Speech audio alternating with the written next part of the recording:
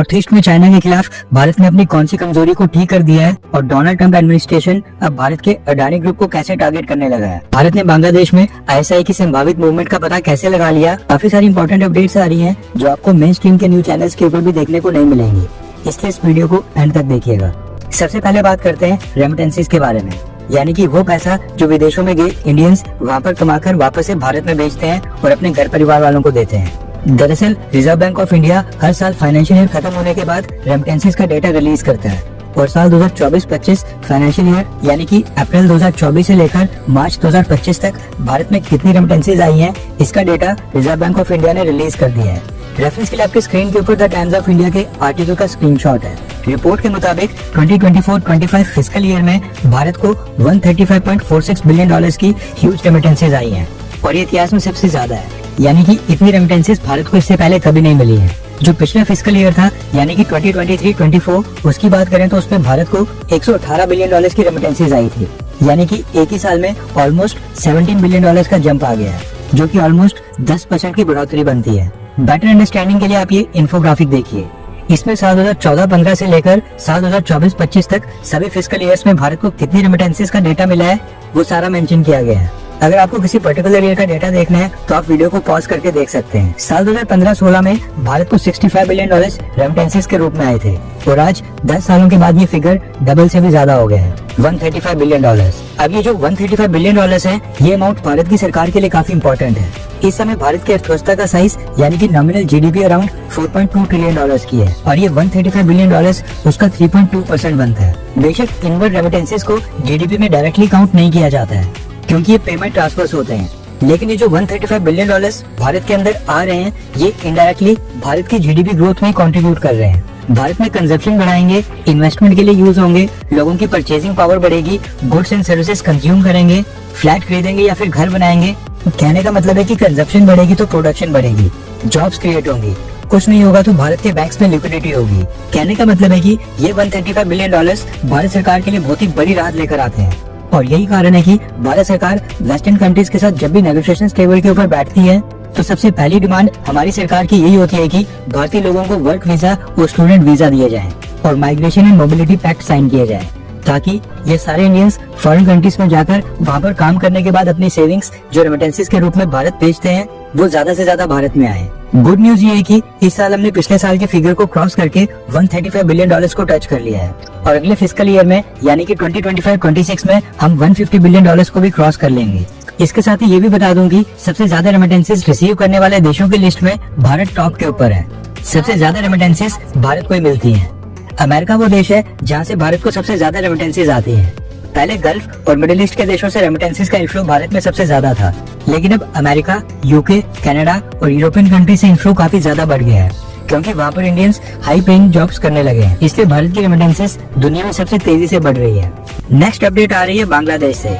Interim government आने के बाद से ही बांग्लादेश की सेना और बांग्लादेश की सेना की मिलिट्री एंगेजमेंट्स लगातार कम हो रही हैं और दूसरी तरफ पाकिस्तान की सेना के साथ मिलिट्री एंगेजमेंट्स और मीटिंग्स बांग्लादेश लगातार बढ़ाते जा रहे हैं। रेफरेंस के लिए आपकी स्क्रीन के ऊपर आर्टिकल का स्क्रीनशॉट है। दरअसल बांग्लादेश से न्यूज निकल कर आ रही है कि बांग्लादेश आर्मी के इनविटेशन के ऊपर पाकिस्तान आर्मी के ब्रिगेडियर जनरल रैंक के 3 ऑफिसर्स बांग्लादेश पहुंचे हैं और ये तीनों 5 जुलाई तक बांग्लादेश में रहेंगे और कई सारी मीटिंग्स का हिस्सा बनेंगे। इसके साथ ही रिपोर्ट्स निकल कर आ रही है कि पाकिस्तान आर्मी के तीनों ब्रिगेडियर जनरल बांग्लादेश आर्मी की 10th इन्फेंट्री डिवीजन के हेडक्वार्टर्स में विजिट करेंगे, जो कि रामू कैंट में है।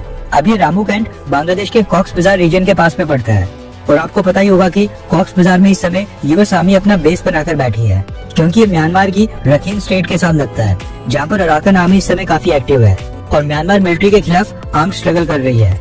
US आर्मी का जो कॉक्स बाजार में बेस है वो इसका इस्तेमाल अराकन आर्मी की मदद करने के लिए कर रही है। कहने का मतलब है कि कॉक्स बाजार में US मिलिट्री की प्रेजेंस है। उसके बाद अब पाकिस्तान आर्मी के भी ब्रिगेडियर जनरल रैंक के ऑफिसर्स का यहाँ पर आना ये दिखाता है कि अमेरिका का जो म्यांमार का या फिर बांग्लादेश को लेकर जो भी प्लान है उसमें पाकिस्तान भी कोई ना कोई रोल तो प्ले कर ही रहा है और अमेरिका बांग्लादेश के अंदर पाकिस्तान को इन्वॉल्व करवाना चाहता है। अब इनके बीच क्या खिचड़ी पक रही है ये तो कंफर्म नहीं है, लेकिन ये चीज कंफर्म है कि पाकिस्तान और बांग्लादेश आर्मी के बीच इतनी क्लोज कॉपरेशन भारत के लिए गुड न्यूज नहीं है। इसके साथ ही एक इम्पोर्टेंट चीज नोट करने वाली ये भी है कि ये जो 3 ब्रिगेडियर जनरल रैंक के ऑफिसर्स बांग्लादेश आए हैं, इनमें से एक का पासपोर्ट 30 अप्रैल को इशू किया गया है और बाकी 2 ऑफिसर्स का 26 मई और 29 मई को। यानी इनमें से 2 ऑफिसर्स का पासपोर्ट 1 महीने पुराना है और तीसरे का पासपोर्ट 2 महीने पुराना है। कहने का मतलब है कि तीनों फ्रेश पासपोर्ट के ऊपर बांग्लादेश आए हैं और हो सकता है कि इनके ये तीनों पासपोर्ट्स इन्हीं ट्रिप्स के लिए इशू किए गए हों। इसलिए कहा जा रहा है कि पाकिस्तान के ये तीनों ब्रिगेडियर जनरल रैंक के ऑफिसर्स हो सकता है कि बांग्लादेश आर्मी का कवर लेकर आए हों, लेकिन असल में ये ISI के अंडरकवर ऑफिसर्स हों, जो कि बांग्लादेश की इंटेलिजेंस एजेंसीज के साथ मीटिंग करने के लिए बांग्लादेश आए हों। पाकिस्तान और बांग्लादेश तो खैर भारत का कुछ नहीं बिगाड़ सकते हैं, लेकिन अमेरिकन आर्मी की प्रेजेंस जो बांग्लादेश में लगातार बढ़ती जा रही है, ये भारत के लिए चिंता का विषय है। नेक्स्ट अपडेट आ रही है इंटरनेशनल एटॉमिक एनर्जी एजेंसी और ईरान को लेकर। रेफरेंस के लिए आपकी स्क्रीन के ऊपर आर्टिकल का स्क्रीनशॉट है। इंटरनेशनल एटॉमिक एनर्जी एजेंसी के चीफ राफेल ग्रॉसी ने वार्न किया है कि अमेरिका और इसराइल की स्ट्राइक्स में ईरान की न्यूक्लियर कैपेसिटी पूरी तरह से तबाह नहीं हुई है। ईरान अभी भी कुछ ही महीनों के अंदर एनरिच्ड यूरेनियम प्रोड्यूस कर सकता है। राफेल ग्रॉसी ने कहा है कि अमेरिका की स्ट्राइक्स और बॉम्बिंग्स में ईरान के कुछ न्यूक्लियर मटेरियल्स तो डिस्ट्रॉय हो गए हैं, लेकिन ईरान ने यूरेनियम और न्यूक्लियर मटेरियल्स का एक बहुत ही बड़ा चंक अमेरिका की बॉम्बिंग से पहले ही मूव कर दिया था। इंटरनेशनल एटॉमिक एनर्जी के चीफ राफेल ग्रॉसी ने वार्निंग दी है कि ईरान की न्यूक्लियर फैसिलिटीज को सेवियर डैमेज तो हुआ है, लेकिन टोटल कंप्लीट डैमेज नहीं हुआ है।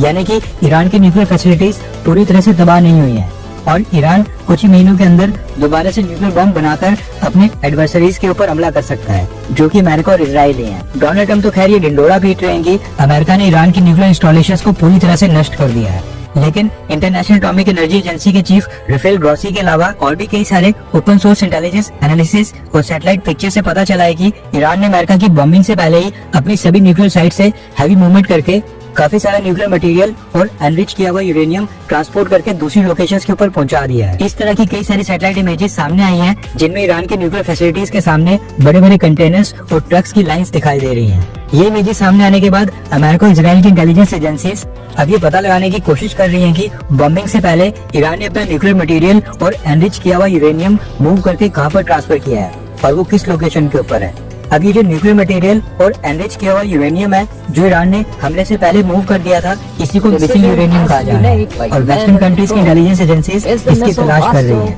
क्योंकि सबको पता है कि ईरान के पास न्यूक्लियर वेपन्स आ गए तो पहला हमला या फिर उसकी पहली टेस्टिंग इसराइल के ऊपर ही की जाएगी। नेक्स्ट अपडेट आ रही है अमेरिका से और ये अडानी ग्रुप से संबंधित है।